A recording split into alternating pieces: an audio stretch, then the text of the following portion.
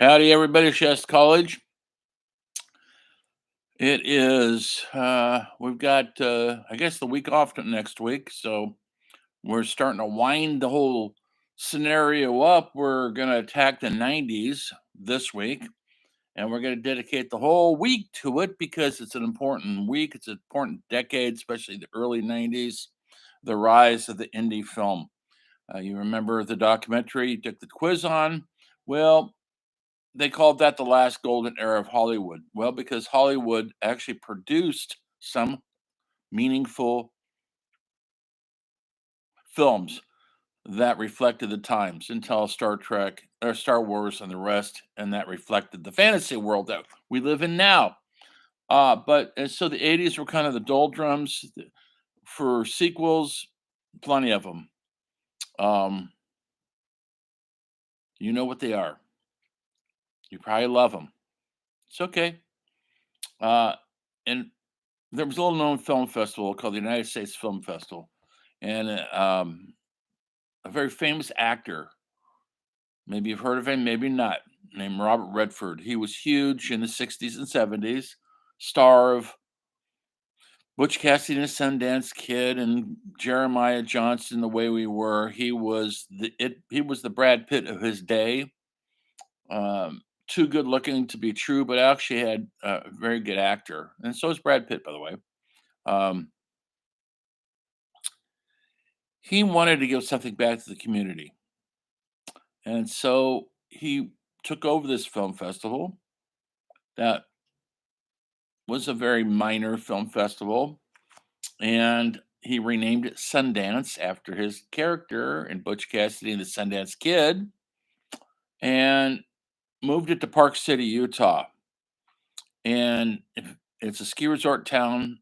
It's a pretty fancy town. It's a very spendy town now. It is. It's like Aspen, Colorado, all the good ski resort towns where wealthy people go to have fun in the snow. He moved it there, and because he wanted to give something back to filmmakers who could not get in their films made in Hollywood. It was not a good time for them with all these sequels and big budgets and this collective way of making films, multiple producers, writers, directors. Um, so he looked for some people who actually had something to say, filmmakers. I mentioned a couple in this last week: John Sayles, David Lynch, Spike Lee. They would be indie filmmakers who somehow got into the system um, whenever they could. Um, then a film snuck in that was made by a director named Steven Soderbergh, who's gone on to have huge success. Maybe you've seen Ocean's 11, 12, 13. He directs all those. He directs a lot of stuff. Um, in mainstream Hollywood because his movies now make money, and so he's welcome in there. But before that, he made a movie called Sex, Lives, and Videotape, and it was the first use of the word videotape in a film because videotape was considered um, not romantic or filmetic or cinema. It was for usually for commercials on TV and for newscasts. And because the cameras were primitive and they produced those real clean images that didn't have any soul to it. So he made a film using film cameras, by the way, it's about a guy who was making videotapes, James Spader, of women. Well, to be blunt with you, they were masturbating. Okay, it's called Sex, Lies, and Videotape. He would film their interview and ask them to masturbate. This is all fiction, folks. It's not porn. I know that's what you want, but it isn't yet. Um, and they expose themselves, their soulful selves, to this guy who didn't seem like he had a sex. He wasn't trying to hit on them. You didn't know if he was gay or didn't matter. but these women he fulfilled a need for them to express themselves. Well, as you can imagine, all hell breaks loose with their boyfriends when they find out about this because they went too far with it. Well, this little film, which is made for very little money, 60, $70,000, uh, was one of the big hits at the very first Sundance Film Festival, 1989, I believe, and people really paid attention. It was bought by a studio to release it for many millions of dollars, so people made money on it, and it was a success. It played in movie theaters. Well, after that, the floodgates were open to independent films that were not mainstream, were not sequels, were not big budgeted, Hollywood produced commercialism that was driven by commerce. The There was a need to get back to storytelling, edgy storytelling. We're in the 90s now when things are changing. Think about this. The big groups of the 90s. You guys follow rock and roll? Well, it would be Nirvana, Soundgarden, Alice in Chains. It became what they call grunge. People needed something more authentic than the mainstream pop music at the time. They didn't know what to do. They didn't know where to turn. All of a sudden, this little scene in Seattle blew up. It looked authentic. It looked real. It wasn't guys in spandex outfits with big hair. It was grunge, folks. Levi's and flannel shirts and loud electric guitars with screamed vocals. Men and women both had bands. L7, Bikini Kill. Men and women were both in this scene. I gotta take a break here. Hang on.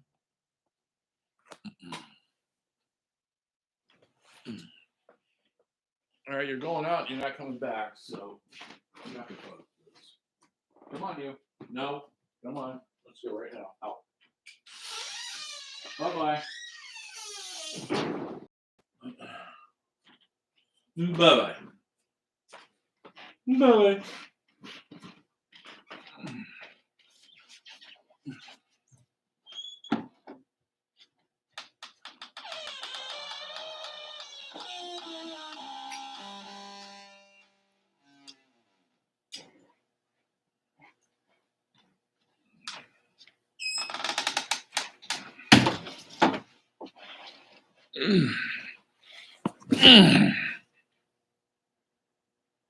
Okay, where was I? Grunge music was happening. That became popular. And so people were looking for something more authentic than what was coming out of Hollywood. Young generation. And all of a sudden, films started playing at Sundance. Then nobody had ever heard of these filmmakers. Nobody had ever heard of these movies. Reservoir Dogs, Clerks, Hal Hartley's stream of films, Trust, Unbelievable Truth, Nick Gomez's films. Uh, can't think of this movie, but these movies were a new revolution made for very little money. Some of them shot on 16 millimeter cameras. That's the cameras that newscasters used to use before video took over everything because they couldn't afford 35 millimeter. It's too expensive. And so, to give you my story, I'd always wanted to make a film. I didn't know how to go about raising millions of dollars, and it was going to give me that kind of money. After I saw an article in a magazine called Filmmaker Magazine, which just came out that year, I want to say 92, could have been 91. And they had three films in there, and they broke down their budgets. Never seen that before in anywhere. It's always a mystery how much money is spent on movies. Do you have any idea? You might know you might know 30 million or 40 million, but where does that money go? Do you have any idea who gets 5 million? Who gets a million? Who gets 100,000? Who gets 50,000? No, none of us do. It's kind of a mystery. But this broke down these budgets into where the money goes. But the budgets are really small. The budgets of these 3 films they talked about, Greg Araki's, The Living End, which was $25,000. Um, the smallest budgeted movie was Robert Rodriguez's, El Mariachi, which he filmed for $7,000, folks. And I cannot think of the name of the Nick Gomez movie, which I love. I'll come up with it. He made it for about $35,000. And so they actually had these in this magazine, and they would say they spent this much on film stock, this much on getting the film stock developed, this much on camera rentals, this much on the actors, this much on food, gasoline, locations, costuming, everything. Well, that gave me an idea. I had been writing plays up until that point, and I always wanted to make a movie. I've been obsessed with cinema all my life. And my then girlfriend, who was an actress, and my producer said, "We can make one of these. Let's put up a budget. We now know what they're spending the money on." And so we started researching and researching, and we came up with $30,000 through fundraiser, through relatives, through my charge cards, even took out a bank loan, and we had a budget of $30,000, which is nothing by Hollywood standards. I found a cameraman who could get the camera for nothing, and we didn't pay anybody. You did what you call deferred payments. If your film ever got out in the marketplace and started making money, you start paying people. And we had a shooting schedule of 13 days in Santa Fe, New Mexico. We auditioned actors, crew members. It was mostly film students from College of Santa Fe, and who wanted to work on a movie. And what you offer them is a credit on a movie, and that's really important when it comes to building a resume in film work. Um, we rehearsed a lot because we wanted to be prepared. We prepared a lot to go make this movie out in the desert, and we succeeded. We finished in 13 days. Everybody got lunch. Everybody got breakfast. I think everybody had a really good time. Nobody lost tempers. There's no arguing. There was just a lot of work. And it was really fun. We were making a movie, folks, and we were just happy to be there. Then we took a year to edit it, and we had to raise more money in editing, post production, and getting a print made and all this. It's all very complicated, but not so complicated anymore with the digital world we live in. But anyway, after a year, we had a product, and we sent it off to some film festivals. It played around the country, New York, Florida, Seattle, Portland, San Francisco. Played a lot, and we would go travel to those places, and I'd be on the panel for question and answer, and I felt like I was doing what I should have been doing. Uh, I was not a young man. I was 40, which is pretty old for being a filmmaker for your first film. And but I felt like we accomplished something. And no matter what happens to your film, you made a film. And most people never do that. I wrote it, I directed it, my girlfriend starred in it, produced it, my best friend starred in it, produced in it. This is how you do it. Nobody knew who we were. We didn't have any named actors. Neither did The Living End, the one film I'm talking about that I read about, or El Mariachi. Nobody knew who those people were, or the other film, The Nick Gomez. These are all made with unknown people, and yet they got out into the marketplace somehow through Sundance Film Festival. Although Robert Rodriguez's film was rejected because it's a pretty primitive film, but some big shot in Hollywood got a copy of it and liked it a lot, and he bought it. He bought it for something like a couple 100,000, and then he put a couple 100,000 into it to blow it up to 35 millimeter, to make a better soundtrack, to make it look better, and it played in movie theaters. Rodriguez's career got started with that film at $7,000. Yes, it's possible. Um, Greg Araki, who directed Living In, has gone on to direct about a dozen other films. You probably never heard of him, but they're always edgy and cool, and his budgets got bigger as they went on. He's an Asian gay filmmaker making with a punk rock sensibility. So I love his films. I love what he stands for, and it's always worth looking for his films. He's directed some television. Um, Nick Gomez has gone on to direct quite a bit of television. That's where the money's to be made. If your films don't get out in the marketplace and make money, but you're a good director, you hopefully you could get a gig directing television. Anyway, Sundance started all this. Huge, huge. And films like Reservoir Dogs, which were made for a lot more money than we all had and had named actors in it. I think they had $1.5 million budget, was a huge phenomenon hit. There was other films that had smaller budgets, but they were selling. All of a sudden, place like Sundance became a buyer's people distributors from New York and LA were coming out there to look at these films. They're looking for things to buy, and hopefully they promote them and they release them in the movie theaters.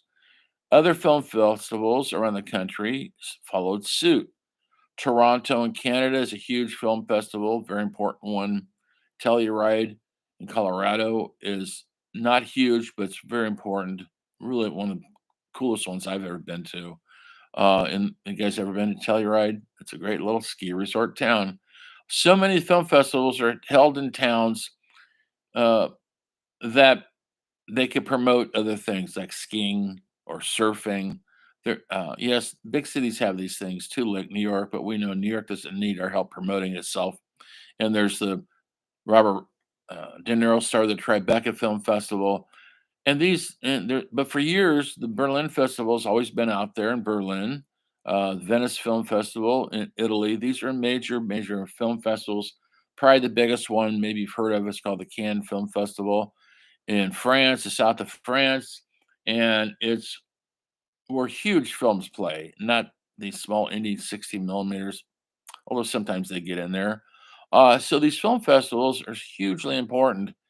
I don't know about the state of things right now. I'd have to research it because since the digital world came on and YouTube and TikTok and all these avenues to get your film shown, people are making films and they're bypassing all these film festivals because maybe they figure right that they don't have a chance to get in it because they don't have a movie star or television star to act in your film. So just to give you what happened with me, my story, we didn't get into Sundance because at the time I submitted the film, they had 1,700 submissions, and they're taking about 7 films. So the odds are you getting in, and so they started looking for larger budgets, films that had marketable names in it, and that kinda cut us out of the marketplace, and so they started a film festival called Slam Dance, and I was in that film festival in 1995. They only had 12 films, and they screened in Salt Lake City and Park City also, and, I'm proud of that. We were one of the first films to screen at that, film festival. We got, um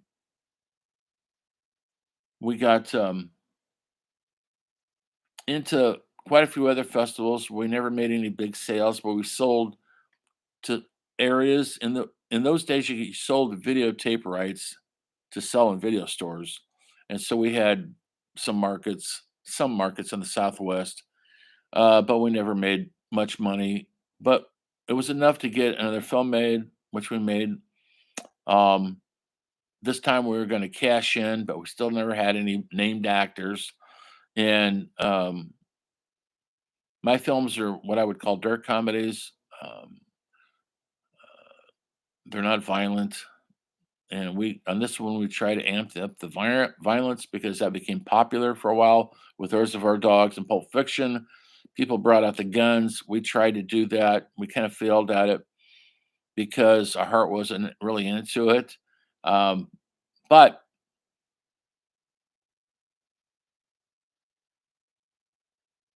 we had the experience of going to a film festival, meeting a whole bunch of great filmmakers. I was on panels with in New York and uh, uh, elsewhere, Salt Lake City, with up and coming directors who you didn't know at the time, but became pretty big. People like Kevin Smith, Rodriguez, and but it's not for everybody. And so this was about an 8 year window before Hollywood kind of crushed it. They were starting to come to these film festivals, and they were paying way too much money, and they were looking for commercial films to serve. The films became more commercial. They had to have a name star in it. All of a sudden, all these celebrities started partying out in Park City, and all of a sudden, Paris Hilton and Britney Spears, all these people that shouldn't have been there because they were just socialites. And but that brought the press and celebrity obsessions, and those film festivals were kind of dead by the 90s. And even Robert Redford has promised to get it back on track one time, but he's getting old. He's in his 80s. Well, and he's probably not that much interested in it anymore. But there's always hope that you make a film that gets into a cool film festival because it's a joy and it's an experience of a lifetime. Sundance Film Festival started the ball rolling. Things change. Everything's in cycles. Indie films had a moment in time. I'll show you some film clips. Look at it, look for it soon. We're going to keep talking about the 90s, and then we'll eke our way up into the 2000s. And I think we have, I'm not sure, but I think the whole week is off tomorrow, next week. I have to look at my schedule for Thanksgiving. Hope you guys have plans. Hope you're taking care of yourself. It's starting getting cold out there. Filmmaking is alive and well. My next film, which I've already written, I'm going to film it on this thing here. That's right. Because I have to tell a story. Is it about making money? Not really. It's about the artistic journey. Maybe you want to take a journey with your friends. It's all about the journey, folks. You learn that as you get older. Anyway, take care. I'll talk to you later when the story film continues.